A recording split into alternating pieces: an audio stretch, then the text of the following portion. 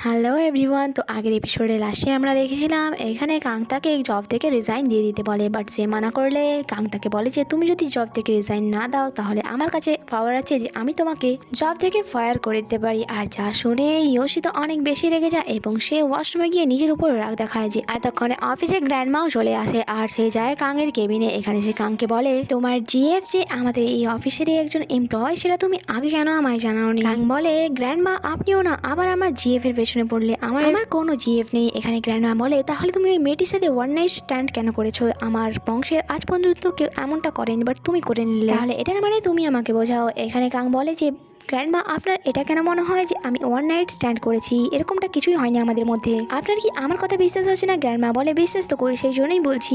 এতদিন আমি জানতাম যে তোমার মেয়ের উপর কোনো ইন্টারেস্ট নেই, বাট এখন যখন শুনলাম যে তোমার জিএফ আছে তাই তোমার জন্য ভালো হবে যে তুমি এখনই তার সাথে বিয়ে করে নাও। কাং গ্র্যান্ডমাকে এক্সকিউজ দেওয়ার চেষ্টা করে, বাট তার গ্র্যান্ডমা তার কোনো কথাই শোনে না আর বলে যে আজ সন্ধ্যায় আমার ডটার ইন লর সাথে আমি দেখা করতে চাই। আর যা বলে গ্র্যান্ডমা সেখান দিয়ে চলে যায়। এরপর আমরা দেখি ইয়োশি কাংয়ের কেবিনে আসে রিজাইন লেটার নিয়ে, আর এখানে বিয়ের প্রস্তাব দেয় অ্যান্ড তাকে একটি কন্ট্রাক্টের ব্যাপারে বলে যে এই কন্ট্রাক্টটি 3 মাস পর্যন্ত চলবে এবং এটা আমি তোমায় ফ্রিতে করতে বলছি না, এর জন্য আমি তোমার ইচ্ছা মতো টাকাও পেমেন্ট করতে রাজি আছি। বাট এখানে ইয়োশি বলে মাফ করবেন বস, বাট আমার বয়ফ্রেন্ড আছে, আমি এমনটা করতে পারি না। কাং বলে যে তুমি যদি আমার কথা মতো না চলো তাহলে আমি তোমাকে বরবাদ করে দেব। আর ইয়োশিকে বাধ্য হয়ে তার কথা মানতে হয় এখানে। এরপর কন্ট্রাক্টের সমস্ত রুল কাং তাকে বুঝিয়ে দেয় আর বলে 3 মাস পর আমি তোমাকে একদম ফ্রি করে দেবো, আর তারপর আমাদের মধ্যে কোনো রকম কন্ট্রাক্ট থাকবে না।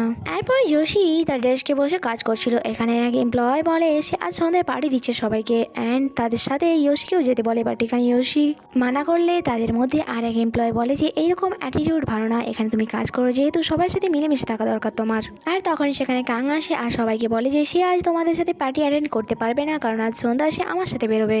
আর বসে এরকম কথা শুনে তো অফিসের স্টাফরাও অবাক হয়েছিল। এরপর ইয়োশি তার কেবিনে যায় আর বলে যে তোমার ওখানে ওইরকম বিহেভ করার কি দরকার ছিল যখন কি এখনো অফিসের কেউই আমাদের রিলেশনশিপের ব্যাপারে জানেনি। কাং বলে জানে না, বাট খুব তাড়াতাড়ি জেনে যাবে কারণ আমরা খুব তাড়াতাড়ি এঙ্গেজমেন্ট করতে চলেছি। আর এখানে সে তাকে একটি ড্রেস দিয়ে বলে এই ড্রেসটি পরে নাও কারণ আমরা সন্ধ্যায় গ্র্যান্ড মাস্টারে দেখা করতে যাচ্ছি। বাট ইয়োশি সাইজ নিয়ে কথা তুললে কাং তাকে শুনিয়ে দেয় যে ওই রাতে অবশ্যই আমি ড্রাঙ্ক অবস্থায় ছিলাম, বাট তোমার সাইজ আমার ভালোভাবে মনে আছে। আর যা শুনে তো ইয়োশিও এখানে লজ্জায় পড়ে যায়। এরপর তারা গ্র্যান্ড মাস্টারে দেখা করতে গেলে এখানে গ্র্যান্ডমা ইয়োশিকে দেখে খুশি হয়ে যায় অ্যান্ড ইয়োশিও খুশি হয়ে গেছিল গ্র্যান্ডমাকে দেখে। বাট সেখানেই দাঁড়িয়ে থাকা কাং তাদের অদ্ভুতভাবে দেখছিল কারণ গ্র্যান্ডমা ইয়োশির সাথে আর আগে কখনো দেখা করেনি। আর আমরা আজ সকালের অফিসের সিন দেখি যখন গ্র্যান্ডমা কাংয়ের সাথে দেখা করতে গিয়েছিল তখন তিনি অসুস্থ হয়ে পড়েন আর এখানে ইয়োশি উনার হেল্প করেছিলেন। আর যখন তিনি এই সাহায্যের বদলে তাকে কিছু দিতে চাইলে সে তাও নেওয়ার জন্য মানা করে দেয়। গ্র্যান্ডমা বুঝতে পারে যে ইয়োশি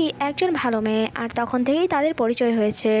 সিন প্রেজেন্টে শিফট হয় আর আমরা তাদের বাসার ভেতরে দেখি এখানে গ্র্যান্ডমা ইয়োশিকে জিজ্ঞাসা করে যে আমার নাতি তোমায় বেশি পরিশ্রম করে না তো? বাট এখানে ইয়োশি তার প্রশংসা কম বরং কমপ্লেন বেশি করছিল গ্র্যান্ডমার কাছে। কাং তো আমায় একদমই কাজ করায় না, শুধু বারবার সিঁড়ি থেকে ওঠানামা করতে হয় ফাইলস নিয়ে অ্যান্ড সবার জন্য পানি রাখা অ্যান্ড তাদের ফুড নিয়ে আসা, এইসব কাজ আমাকে করতে হয়। আর যা শুনে গ্র্যান্ডমা তো অনেক বেশি রেগে যায় কাংয়ের উপর। তোমার লজ্জা করে না? তুমি তোমার ফিউচার ওয়াইফকে দিয়ে এত কাজ করাচ্ছ আর তাকে তখনই পানিশমেন্ট দিয়ে দেয় যে অফিসের শেষে প্রত্যেক দিন এসে তার সেবা করবে তুমি। আর এখানে গ্র্যান্ডমা তাদেরকে এটাও অর্ডার দেয় যে তোমরা আজ থেকে একসাথে থাকা শুরু করে দাও আর ইয়োশিকে তার জিনিসপত্র সেখানেই শিফট করে নিতে বলে। আর যা শুনে তার দুজনেই শকড হয়ে যায় আর এখানে তারা এক্সকিউজ দেওয়ার চেষ্টা করে যে এখন থেকে একসাথে থাকার কোনো ইচ্ছে নেই আমাদের। গ্র্যান্ডমা কারণ জানতে চাইলে তার দুজনেই বলে যে যেহেতু ইয়োশি আমাদের অফিসে কাজ করে সেই জন্য অফিসের স্টাফ যদি এটা জানতে পারে এটাতে প্রবলেম হতে পারে। গ্র্যান্ডমা বলে অফিস রোমান্সের এগেনস্ট আমাদের অফিসে কোনো রুলস বানানো হয়নি আর এমনিতেও তোমার গ্র্যান্ডফাদার আর আমারও অফিস রোমান্সের লাভ হয়েছিল। গ্র্যান্ডমা একটু বেশি বলে যাচ্ছিল তাই জন্য কাং তাকে এটা বলে থামায় যে গ্র্যান্ডমা একটু বেশি হয়ে যাচ্ছে, এইসব আপনার আমাদের সামনে বলা উচিত নয়। বাট গ্র্যান্ডমা যেন চুপ হওয়ার নামই নিচ্ছিল না আর সেটাও বলে যে তোমার দুজনে এত ম্যাচিং তো তোমাদের ফিউচার বেবি প্ল্যানও করে নেওয়া দরকার। আর এখানে ইয়োশিকে বলে যে আমার গ্র্যান্ডসান একটু বেশি জেদি আর রাগি, সেই জন্য তার দায়িত্ব আমি তোমার ওপর দিয়ে গেলাম কারণ আমি কিছুদিনের জন্য ট্যুরে যাচ্ছি আর ততদিন পর্যন্ত তোমরা একে অপরের খেয়াল রাখবে আর তার সাথে সাথে কোম্পানিরও। আর এটা বলে গ্র্যান্ডমা বাসার বাইরে যায় অ্যান্ড এখানে সার্ভেন্টকে সে তার দুজনের উপর নজর রাখতে বলে অ্যান্ড বলে যে টাইম টু টাইম আমাকে তাদের ব্যাপারে খবর দিতে থাকবে। আর অন্যদিকে ইয়োশি আর কাং যখন রুমের ভেতরে যায়, ওই রুমটি অনেক রোমান্টিক ভাবে ডেকোরেট করা ছিল। ইয়োশি তাকে জিজ্ঞাসা করে যে তোমার গ্র্যান্ডমা কি তোমার সব গার্লফ্রেন্ডের জন্য এভাবে রুম ডেকোরেট করে দেয়? কাং তাকে জানায় আজ পর্যন্ত আমি কারোর সাথে রিলেশনশিপে যাইনি, আর তুমি ফার্স্ট মেয়ে যাকে আমি বাসায় এনেছি, সেই জন্য ওই গ্র্যান্ডমা এমনটা করেছে। বেড়ে পড়ে থাকা ড্রেসটির ওপর যখন নজর যায়, ইয়োশি তখনই সেটা হাতে নেয় আর বলে তোমার গ্র্যান্ডমার বয়স হয়েছে, বাট গ্র্যান্ডমার চয়েস এখনো ইয়াংদের মতো আছে।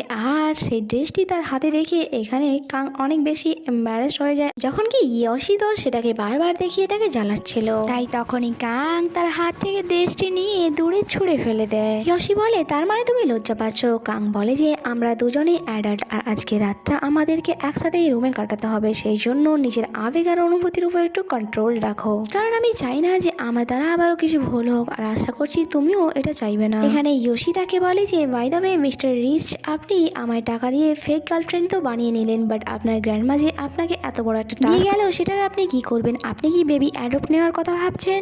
আর এখানে কাং তার ব্ল্যাঙ্কেটের মধ্যে ঢুকে যায়, অ্যান্ড এখানে এই এপিসোডটি শেষ হয়। আর আগে কি হয় তা জানার জন্য স্টে কানেক্টেড। Bye bye.